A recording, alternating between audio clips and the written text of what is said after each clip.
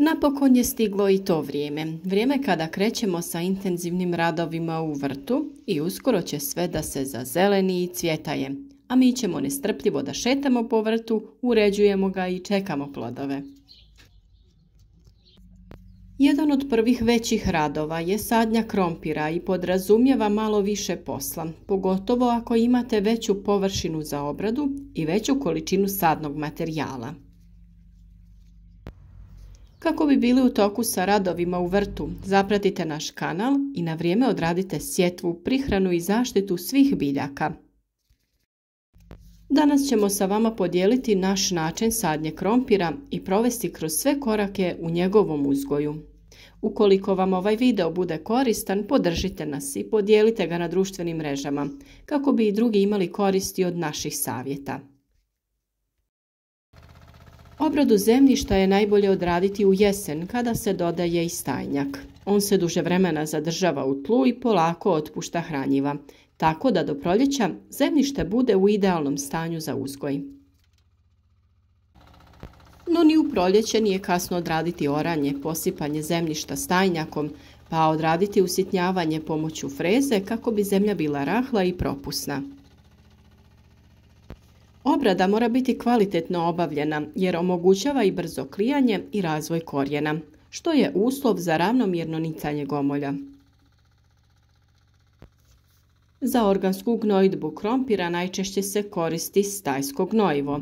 Ono sadrži sve potrebne makro i mikroelemente. Makroelementi su dušik, fosfor i kalij, te mikroelementi poput bakra, cinka, mangana i drugih. Pozitivna svojstva organske gnojidbe stajnjakom očituju se u povećanju humusne komponente tla i bržem zagrijavanju tla u rano proljeće, kada su potrebne više temperature za rast i razvoj klice gomolja. Mineralna prihrana krompira je nužna nadopuna organskoj gnojidbi, a temelji se na ishrani biljaka dodavanjem 3 osnovna makroelementa dušika, fosfora i kalija, čije su oznake NPK, te manjih dodatnih količina drugih tvari. Svaki od tih elemenata povećava urod, samo kada su ti elementi u uravnoteženom odnosu. Najbolji odnos NPK hranjiva za krompir je 10-10-40. Vrijeme sadnje ovisi od tipa tla, području uzgoja i vremenskim uslovima godine, te da li se uzgaja na otvorenom ili u plasteniku. Optimalan rok za sadnju krompira u ravničarskim predjelima je od sredine marta do početka aprila, u brdsko-planinskim predjelima od početka do kraja aprila. U plastenicima se sijanje može obaviti čak i do mjesec dana ranije, ukoliko se ispune već navedeni uslovi. Dubina sadnje ovisi o tipu tla, klimatskim uslovima i krupnoći sadnog gomolja. Uobičajena dubina sadnje je od 8 do 12 cm, tako da je gomolj pokriven slojem od 5 do 6 cm tla. Količina gomolja za sadnju ovisi o njihovoj krupnoći, obliku i vegetacijskom prostoru.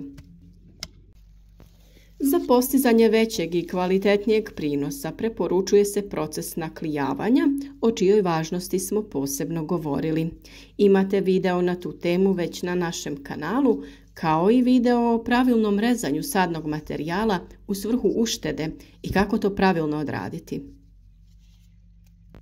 Za sadnju se trebaju izdvojiti zdravi, neoštećeni gomolj i mase od oko 50 do 60 grama. Veličina gomolja određuje način sadnje, to jest razmak sadnje između redova i unutar reda, kao i samu dubinu sadnje. Gomolji se trebaju prerezati tako da na svakom odrezanom komadu imate barem 2 do 3 okca, to jest klice.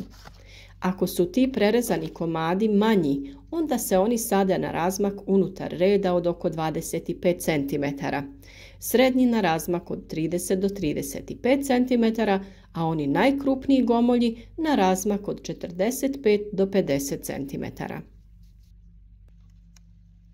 Gomolji se obično režu zbog nedostatka sadnog materijala ili zbog bržeg umnožavanja kvalitetnog sjemena ili jednostavno radi uštede. Rezidba gomolja krompira se uglavnom primjenjuje kod krupnijih sorti. Na ovaj način ćemo pronaći i bolesne gomolje koji se po izgledu čine potpuno zdravi, te ih možemo odstraniti nakon rezanja kada uočimo oštećenja. Prije same sadnje u pripremljene kanale možete dodati i stajsko gnojivo. Ukoliko niste dodali stajnjak prilikom pripreme zemljišta prije frezanja, ovo je prilika da taj korak nadoknadite. Dodajete ga u tanjem sloju i nakon toga zagrnete zemljom. Kao sljedeći korak dodajemo pepeo. Pepeo je vrlo koristan jer je bogat raznim mineralima i organskim tvarima. On se posebno odlikuje visokim sadržajem kalija i kalcija koje krompir usvaja u većim količinama. Osim što ishranjuje biljke, on ima i zaštitnu ulogu.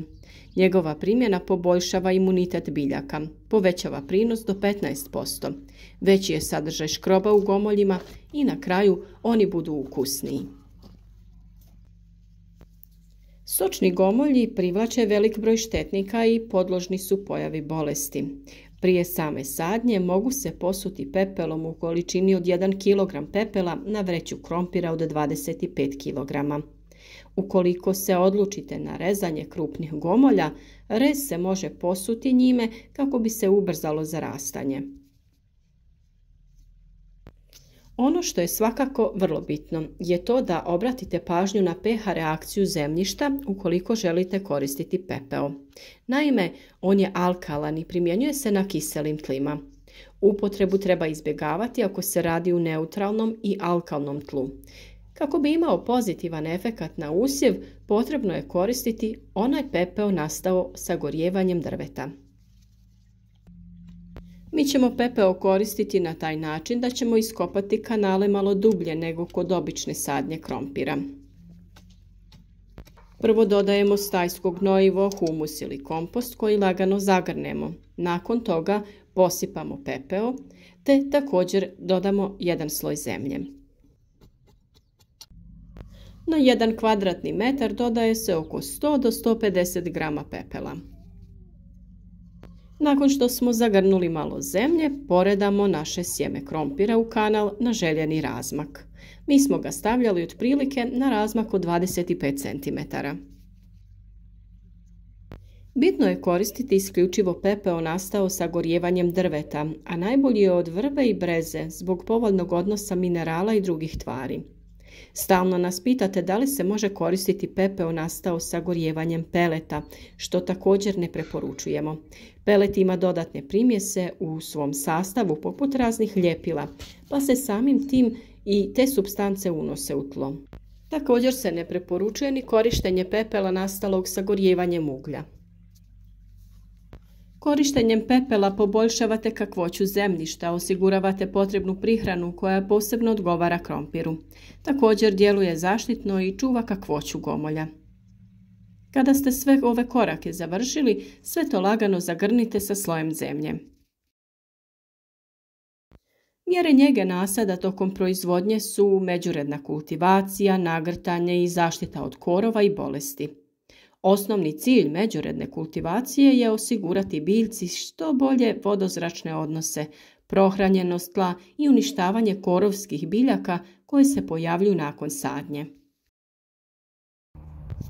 Nagrtanje se provodi kod visine biljaka od 15 do 20 cm kako bi se korijenovu sustavu i stolonima na kojima će se oblikovati gomolji stvorilo dovoljno prostora za rast u nekoliko etaža. Nagrtanje treba provesti u optimalnom vremenskom roku pri određenoj visini biljke, jer se kasnije alatima mogu oštetiti ključni dijelovi biljke. Osim ovog uobičajenog načina možemo dodati i organski materijal kao što je kompost. Slama, sjeno, lišće mogu nam poslužiti kao malč. To su organske materije koje se za malčiranje koriste kod bilo koje biljne vrste, a prednosti su mnogobrojne. Ovakav malč će biljkama obezbijediti ravnomjernu i neophodnu vlagu koja će se duže zadržavati. Također, ovakav postupak će spriječiti rast korova, te će nasad krompira samim tim biti mnogo zdraviji. Jednostavno lišće ili slamu ravnomjerno rasporedite između redova u debljem sloju. S vremenom će malč da izgubi na volumenu, pa se ova radnja može i ponoviti. Najisplativiji i svima dostupan malč je suho lišće kojeg najlakše možete potražiti u nekoj obližnjoj šumi, pokupiti u vreće i iskoristiti u nasadu.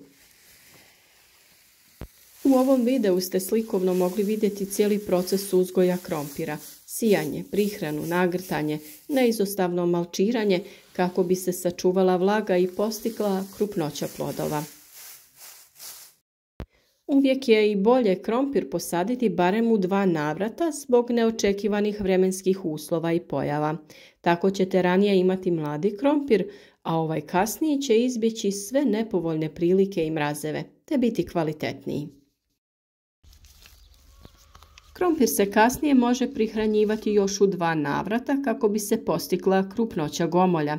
Naravno, kako bi sve radnje odradili na vrijeme, zapratite naš kanal i budite u toku sa poslovima u vrtu. Pričati ćemo i o zaštiti krompira od plemenjače i štetnika kada za to bude vrijeme. Naš rad podržite sa lajkom, podijelite video na društvenim mrežama kako bi i drugi imali koristi od naših savjeta. Naravno, za sva dodatna pitanja tu smo u komentarima, pišite sve što vas zanima, podijelite neke vaše korisne savjete i javite nam od kuda nas pratite.